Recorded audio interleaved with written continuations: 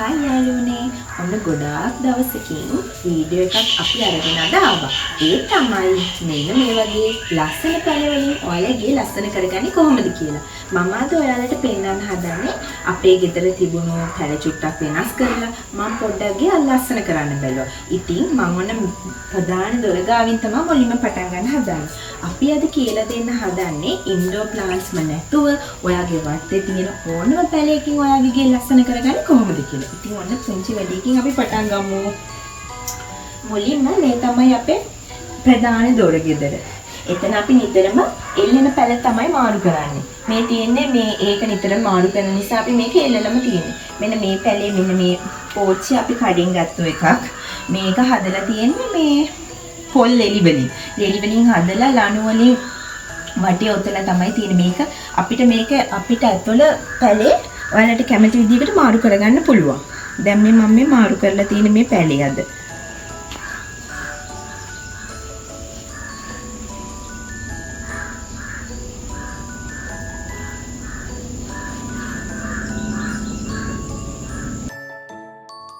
ඒ වගේම මේ පැලයට ගොඩක් අවුව ඕනේ නැහැ. හේවනේ අපිට ලස්සනට හදාගන්න පුළුවන්.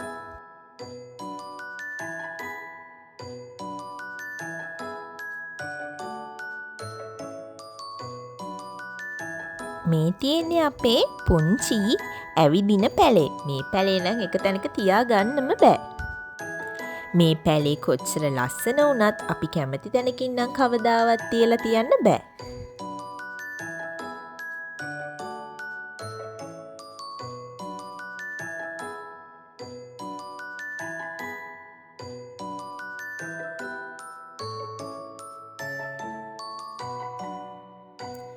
මේ පැලයට ගොඩක් අවුව ඕනේ නෑ.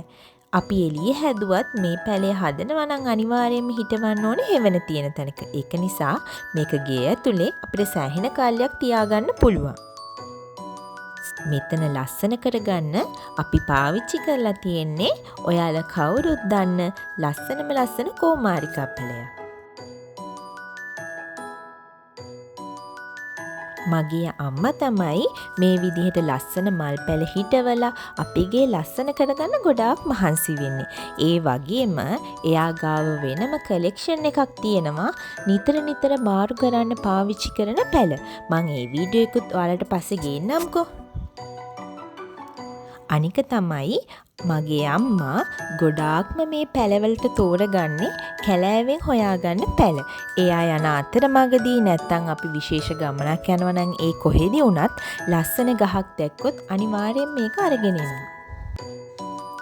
ඔයාලා විශ්වාස කරනවද මේ වැල් කොහිල පැලයක්? මේක සාමාන්‍යයෙන් කැලේට හැදෙන පැලයක්. ඒ වුණාට මේ පැලෙන් වුණත් ඔයාලගේ ලස්සන කරගන්න පුළුවන්. මේ පැලය මේ හිටවලා තියෙන පොල් ගෙඩියක. ඒ වගේම මේ පැලයට ගොඩාක් අවුව ඕනේ නෑ. හෙවනේ තමයි හැදෙන්නේ. ඒක නිසා අපි මේ පැලේ ගේ ඇතුලේ අපේ ඕපන් ඒරියා එකේ තමයි හිටවලා තියෙන්නේ. මේ ඔයාලා කවුරුත් දන්න මේ වන වර්ගයක්. මේක ඔයාලගේ ලිං ඇතුලෙන් උනත් හොයාගන්න පුළුවන්. ඒ වගේම සීතල පැතිවල ඕන තරම් කැලෑවට මේ පැලේ හැදිලා තියෙනවා. ඒ වුණාට මේක ගොඩාක් ලස්සනට අපිට ක්‍රියේටිව් විදියට හදාගන්න පුළුවන්. ඔයාලා හිතනවා නම් ඔයාගේ ගේ ලස්සන කරගන්න මිලාදික ඉන්ඩෝර් ප්ලාන්ට්ස් ඕනි කියලා. ඔයාලට මේ වීඩියෝ එක බැලුවම තේරෙනවනේ කැලෑවක තියෙන පුංචි පැලයකින් උනත් ඔයාගේ ගේ ලස්සන මාලිගාවක් කරගන්න පුළුවන් කියලා. ඒකට ඕනේ අපේ හදවතේ ලස්සන වගේම ක්‍රියේටිව් වැහැක්. පුංචි දෙයකින් උනත් වර්ණවත් දෙයක් කරන්න අපේ ලස්සන අදහස් ගලප ගන්න අපිට පුළුවන්. ඔයාගේ ගෙදරත් මේ වගේ පැලයක් තියෙනකොට හිතට දැනෙන සතුට නම් කියලා නිම කරන්න බෑ. ඒක නිසා මුදල් වියලම් නොකරම ඔයාගේ අහල පහල තියෙන පුංචි පැල ටිකක් එකතු කරගෙන ඔයාගේ ගේත් මේ වගේ හිත නිවන තැනක් කරගන්න.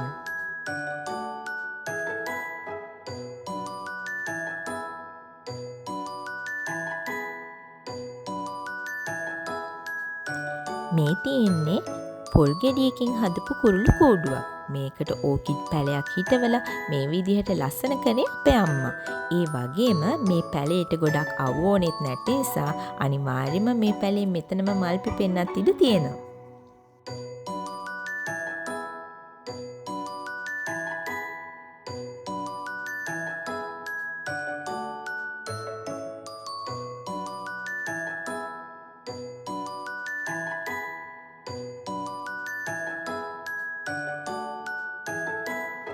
මේ පැලය මනි ප්ලාන්ට් කියන පැලයක් කියලා තමයි අම්මා කිව්වේ. ඒ වගේම මේ පැලය අපි මේ ලෑස්ති කරලා තියෙන්නේ අත්වැට දිගේ ඉහළට යන්න.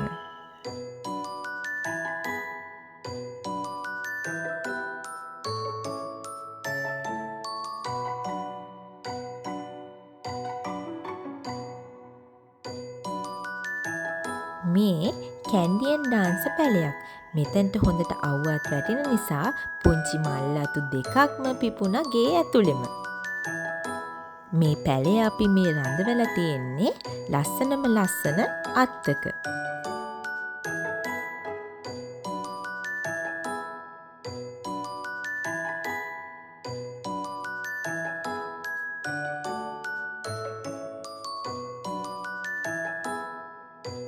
මේ පැලයත් අපි මේ ලෑස්ති කරලා තියෙන්නේ මේ අත්වැට දිගේ ලස්සනට යන්න.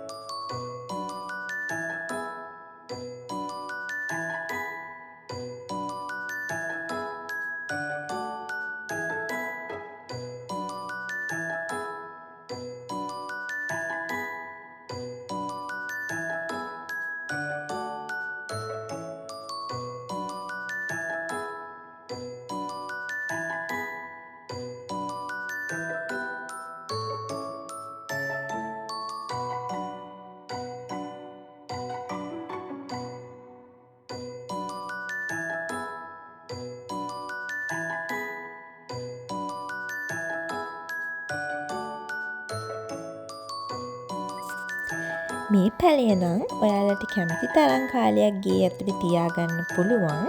සාමාන්‍ය විදිහට අවුව වැටෙනවා.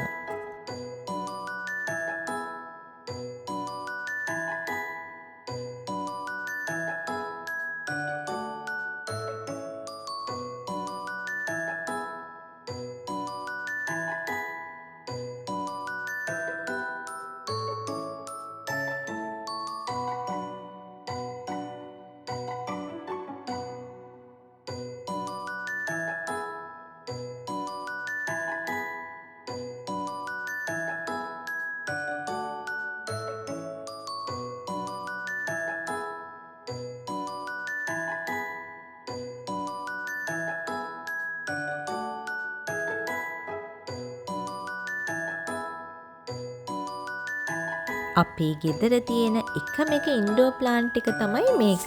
මේකට ගොඩක් අවුව ඕනේ නෑ. ඒ වුණාට අපි ඉඳලා හිටලා මේක අවුවට දානවා. මේ පැලයත් මීවන වර්ගයක්. මේක ඕන තරම් ඔයාලට කැලෑ වලින් හොයාගන්න පුළුවන්.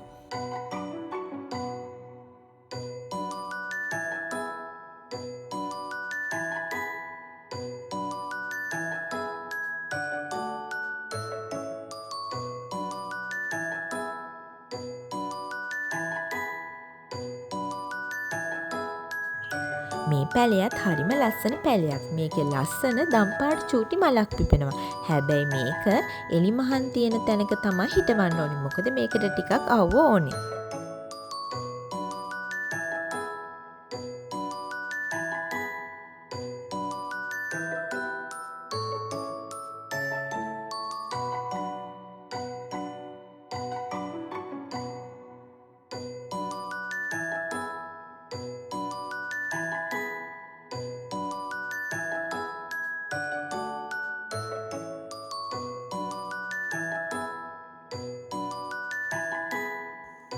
මේ පැලයත් මේ වැල් කොහිල ජාතියක්. කැලෑවට හැදුනට බලන්නකෝ යාගේ ලස්සන.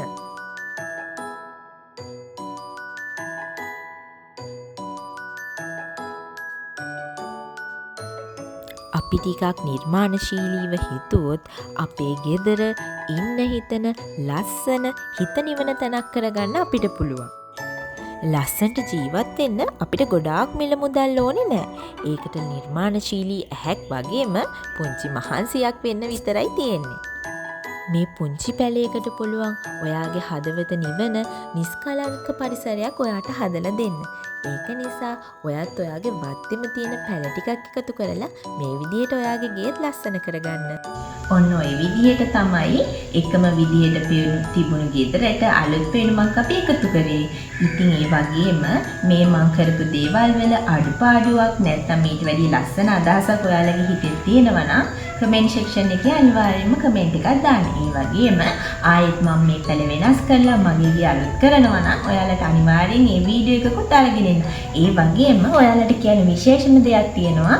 මම මේ පාවිච්චි කරලා තියෙන සමහර පැල අනිවාර්යෙන්ම දවස් 2-3කට සැරයක් හෝ සතියකට සැරයක් එයාලට ඉරේදී ලබා ගන්න එළියට දාන්නත් අමතක කරන්න එපා. බයි.